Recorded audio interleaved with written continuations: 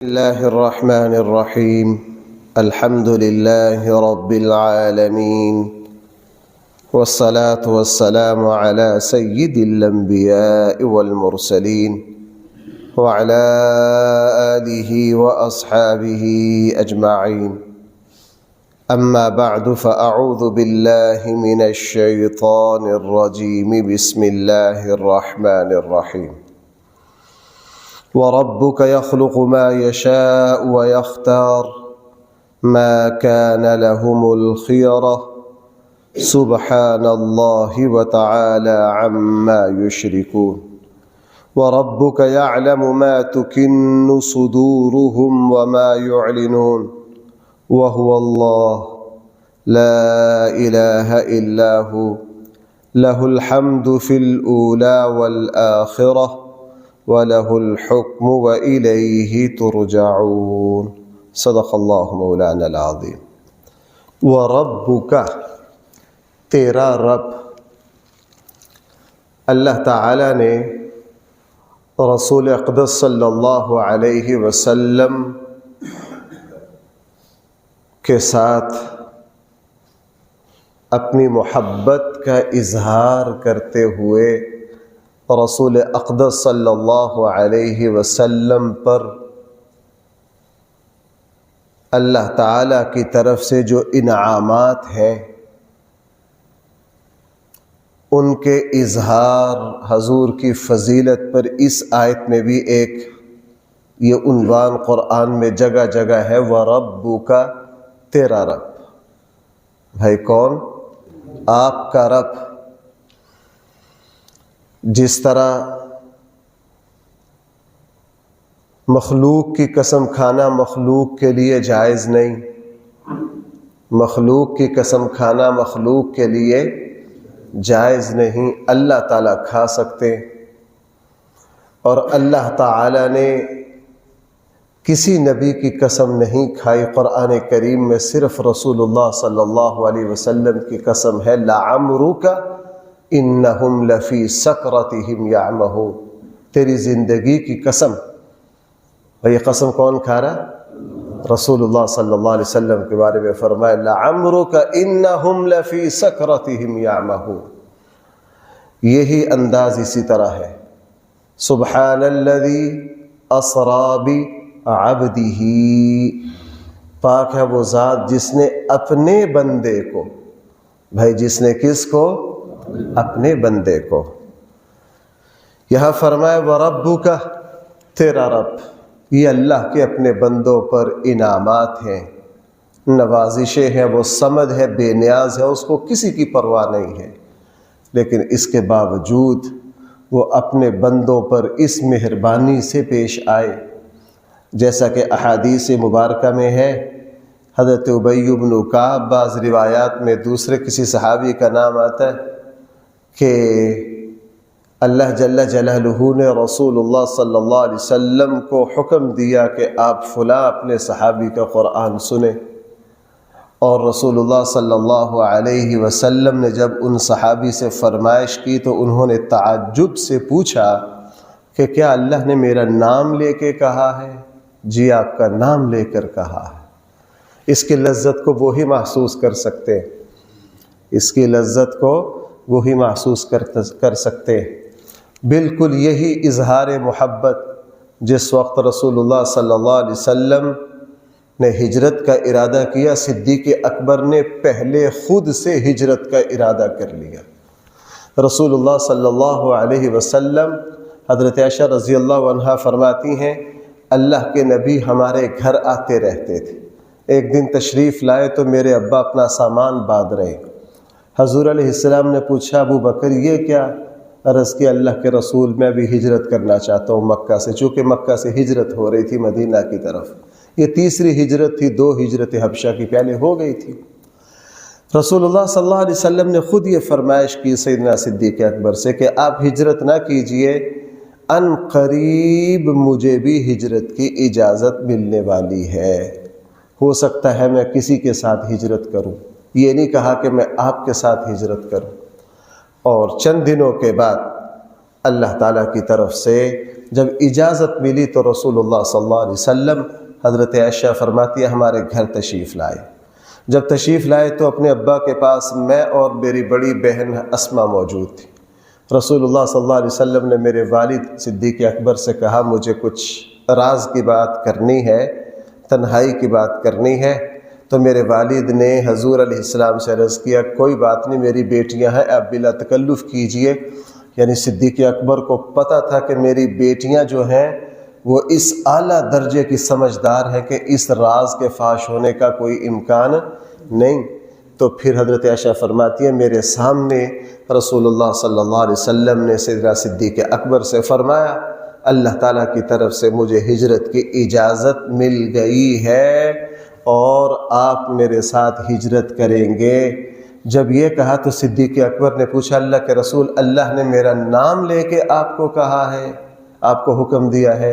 رسول اللہ صلی اللہ علیہ وسلم نے فرمایا ہاں ابو بکر، اللہ تعالیٰ نے آپ کا نام لے کر یہ کہا ہے کہ آپ میرے ساتھ ہجرت کے سفر میں شریک ہوں گے۔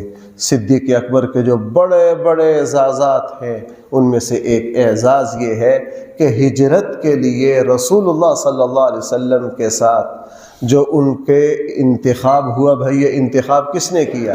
یہ اللہ نے کیا۔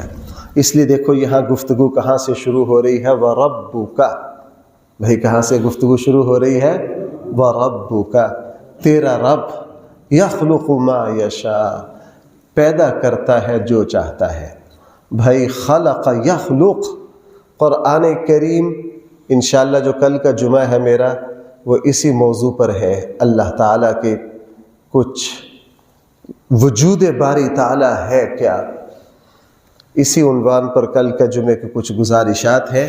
یہاں یہ سمجھیے قرآن کریم جہاں اللہ کی کاریگری کا ذکر کرتا ہے، کہیں لفظ خلق لاتا ہے، کہیں صنع لاتا ہے، کہیں بدع لاتا ہے، کہیں قرآن کہتا ہے بدیع السماوات، کہیں کہتا ہے خلق یخلق، اور کہیں کہتا ہے فاطر السماوات۔ ان سارے الفاظ کی اپنی اپنی حقیقتیں۔ اردو بیچاری چونکہ کمزور زبان ہے اور اللہ کے کلام کو کسی دوسری زبان میں یہ طاقت نہیں ہے وہ اللہ تعالیٰ کے کلام کی پوری ترجمانی کر سکے، یہ طاقت ہی نہیں ہے۔ یہ سب اردو میں ترجمہ کرتے رہتے ہیں، فاطر السماوات والارض، آسمان و زمین کو پیدا کرنے والے، خالق السماوات والارض، زمین و آسمان کو پیدا کر، حالانکہ ان کے معنی یہ نہیں ہے۔ خلق یخلق کا معنی ہے کسی چیز کو پیدا کرنا اس کے مٹیریل کے بغیر، یعنی اس کے مٹیریل کو بھی وجود دینا اور پھر اس چیز کو بھی بنانا، اس کو کہتے ہیں تخلیق۔ یہ اللہ کی صفت ہے۔ بھائی یہ کس کی صفت ہے؟ انسان نے بہت کچھ ایجاد کر لیا، اعلیٰ ترین کاریگر کو لاؤ، اسے کہو بھائی ہم نے مسجد بنانی ہے لیکن ہماری ایک شرط ہے، اس مسجد میں آپ پانی نہیں استعمال کریں گے، اس میں آپ ریت نہیں استعمال کریں گے، اس میں آپ سیمنٹ استعمال نہیں کریں گے، اس میں آپ اینٹیں نہیں استعمال کریں گے، آپ نے پتھر نہیں اس میں استعمال کرنا، اس کے بغیر ہمیں اعلیٰ ترین عمارت بنا دیں۔ وہ کہے گا جناب عمارت بعد میں جنانا، پہلے پاگل خانے میں جا کے اپنا علاج کرواؤ، جہاں اینٹیں بھی نہ لگیں، پانی بھی نہ لگے، ریت سیمنٹ بھی نہ لگے، مٹیریل نہ ہو تو مسجد کہاں سے بنے گی؟ لیکن یہ شان اللہ کی ہے۔ بھائی یہ شان کس کی ہے؟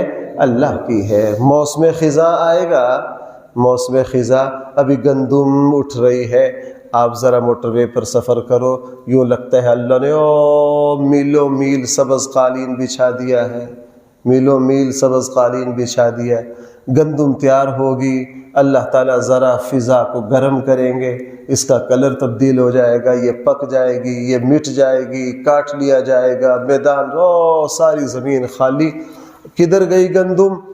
ختم ہو گئی۔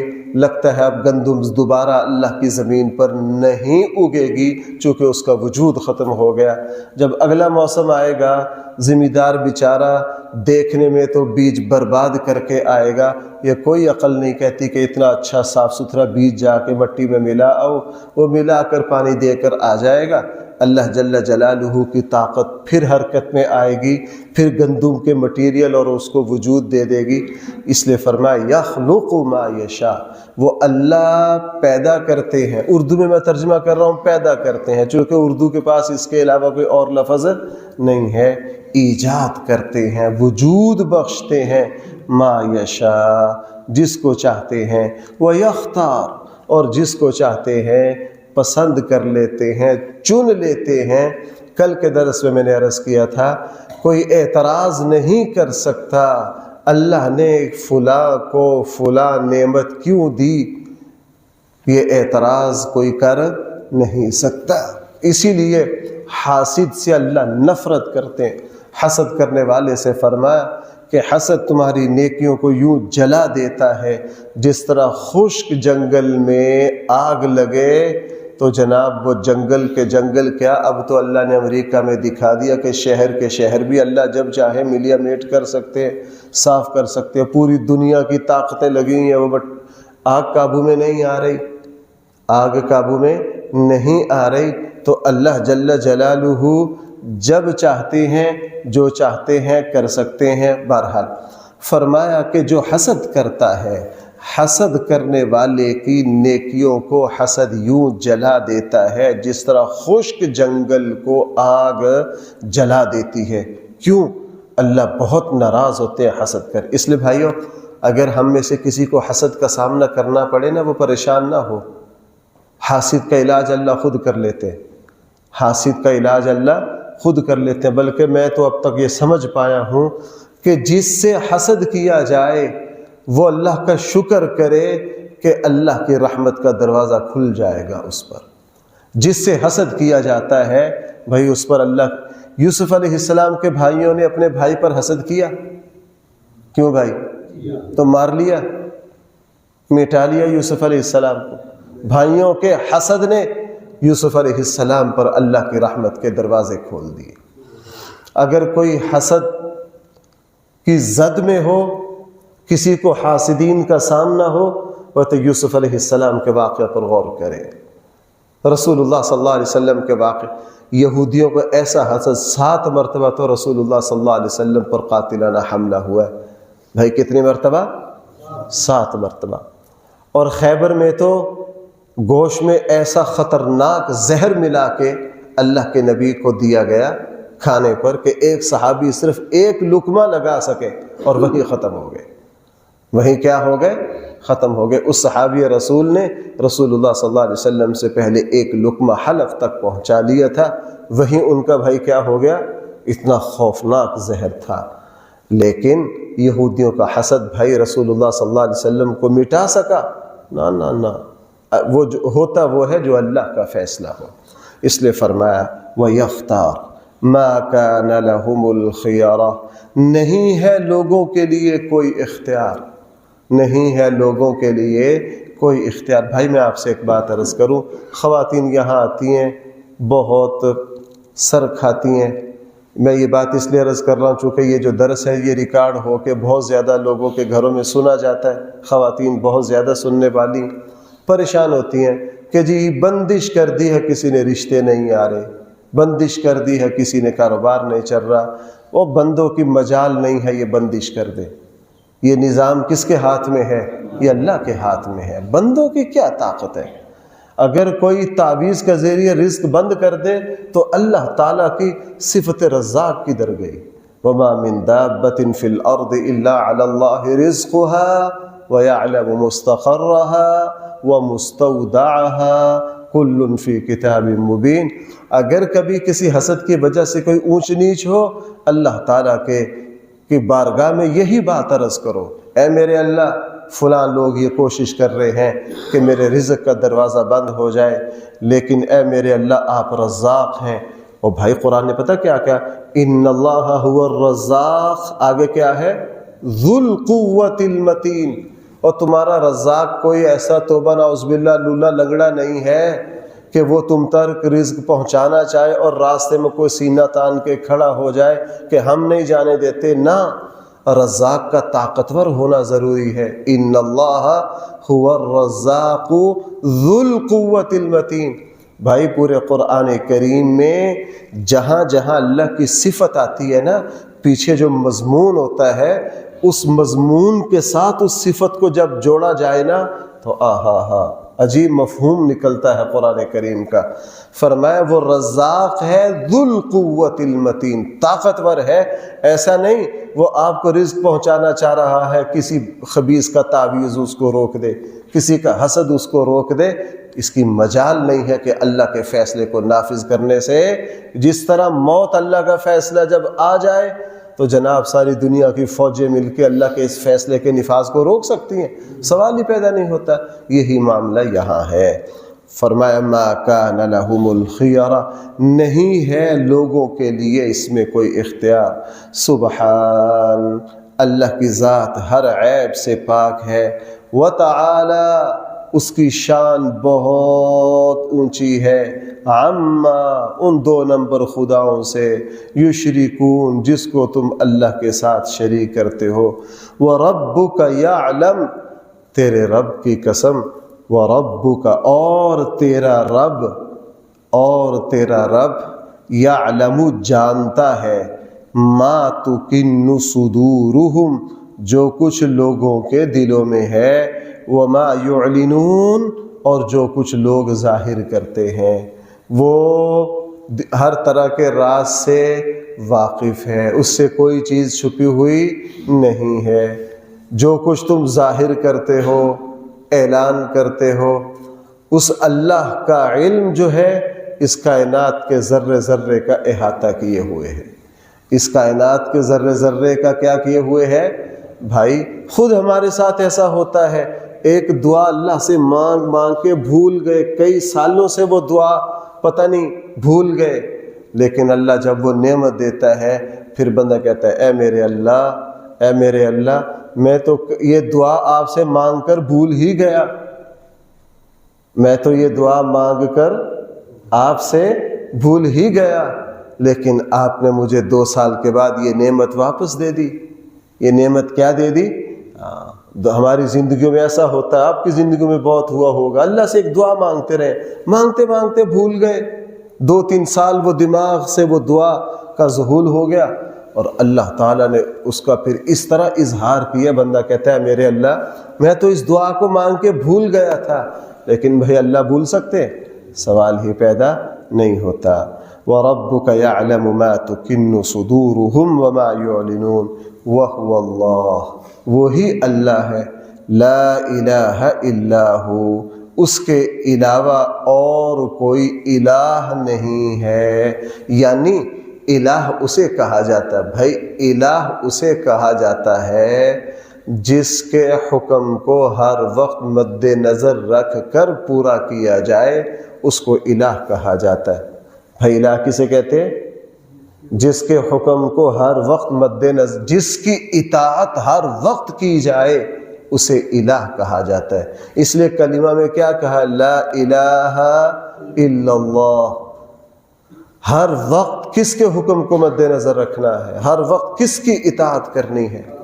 جیسے ایک سرکاری ملازم ہے نا، وہ سرکاری ملازمت کے درمیان اس کی بڑی توجہ رکھتا ہے کہ مجھے سرکار کی طرف سے کس چیز کی اجازت ہے۔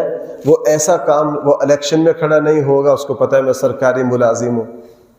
وہ لڑائی جھگڑے سے بچے گا، اس کو پتہ ہے کہ میری سرکاری نوکری جا سکتی ہے۔ وہ بڑی سمجھداری سے اپنی مدت کو کیا کرتا ہے؟ پوری کرتا ہے۔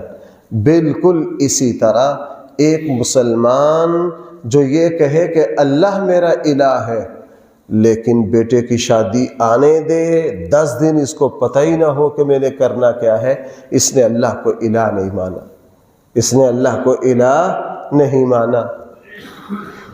مسجد میں بیٹھے اس کو الہ بہت یاد آتا ہے، جب فیکٹری کی سیٹ پر جا کر بیٹھے اس وقت کوئی اطاعت اور فرما برداری نہیں، اب اپنی کرسی پر بیٹھا ایک قلم سے جو چاہے کرے، لیکن وہاں کوئی پرواہ نہیں، رشوت آ رہی ہے، حرام آ رہا، جو آ رہا ہے، تو یہ اللہ کو الہ۔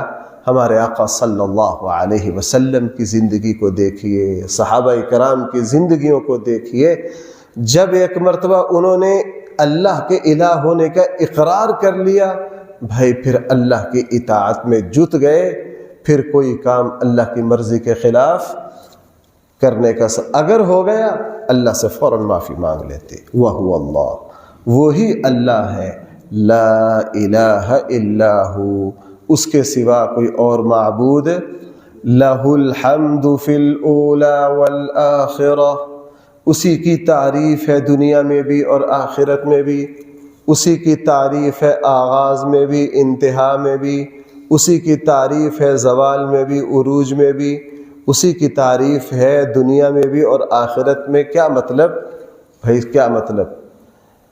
حمد کا معنی ہے منبع تعریف۔ بھائی کیا؟ دیکھو میری بات سنو، یہ لائٹ چمک رہی ہے، کوئی بندہ کہے بہت اس لائٹ کی تعریف کرے کہ جی یہ روشنی دے رہی ہے، تو وہ بندہ کم علم ہے، اس کو یہ نہیں پتا اس کے پیچھے بڑی لمبی چوڑی وائرنگ ہے، اس کے پیچھے باہر کا پورا سسٹم ہے، ٹرانسفارم کے ذریعے یہ بڑے گرڈ سے اس کا رابطہ ہے، اس کے پیچھے بجلی بنانے والی آلات ہیں، اور اللہ تعالیٰ کی کچھ بنائی ہوئی طاقتوں کو جوڑ کر لمبا سارا ایک سسٹم کام کر کے بھائی پھر یہاں آ کے لائٹ روشن ہوئی ہے۔ کیوں بھائی ایسا ہی ہے؟ یہی معاملہ حمد کا ہے۔ اصل میں جو مرکز ہے تعریف کا، جہاں سے تعریف نکلتی ہے، وہ اللہ کی ذات ہے۔ بھائی وہ کون ہے؟ اللہ کی ذات ہے۔ میرے اور آپ کی حیثیت جو ہے نا وہ بلب کی ہے۔ مثلا اگر ہم میں سے کسی کی آواز اچھی ہے تو وہ بلب کی طرح، جیسے بلب سے روشنی ظاہر ہو رہی ہے، آواز سے، منہ سے اچھی آواز کا اظہار ہو رہا ہے۔ پیچھے کون ہے؟ پیچھے ہے اللہ، پیچھے ہے۔ اگر ہم الحمدللہ کے معنی کو سمجھ لینا، کبھی اپنی کسی خوبی پر اترائے نہ۔ ٹوٹی کو کوئی حق نہیں کہ یہ بڑھ کے مارے کہ پانی میں دیتی ہوں، چونکہ ٹوٹی پانی نہیں دیتی، ٹوٹی سے پانی کا اظہار ہوتا ہے۔ بھائی ٹوٹی سے کیا ہوتا ہے؟ پانی کا۔ اس کے پیچھے ابھی موٹر کا بٹن بند کر دو، ٹوٹی سے کہیے جناب پانی لاؤ، کدھر ہے؟ تو ٹوٹی کے پاس تو نہیں، ٹوٹی سے تو اظہار ہو رہا ہے۔ اور موٹر جو ہے پیچھے لمبا چوڑا سسٹم ہے۔ اسی طرح بھائیو میں اور آپ جو ہے نا، ہم سے کمالات اور خوبیوں کا اظہار ہو رہا ہے، ہم مظہر ہیں۔ بھائی میری بات سمجھ پا رہے ہیں؟ ہم کیا ہیں؟ ہم مظہر ہیں، ہم منبع اور مرکز نہیں ہیں۔ منبع اور مرکز جو ہے بھائی وہ کون ہے؟ اللہ ہے۔ تو جب مسلمان اس بات کو سمجھ لے، پھر وہ کہے گا میں انج کیتا تو میں فلاں کیتا، میں نے یہ کر دیا اور فلاں کر دیا۔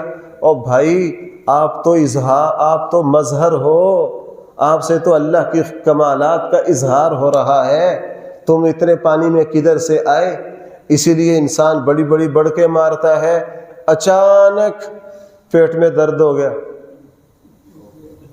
اور لیٹ گئی۔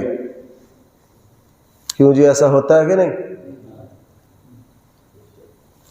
بڑی بڑی باتیں کر رہا ہوتا، ٹھوکر لگی اور 3 بازیاں لگی، جی یہ بھی ٹوٹ گیا، یہ بھی ٹوٹ گیا، کدھر گئے جناب؟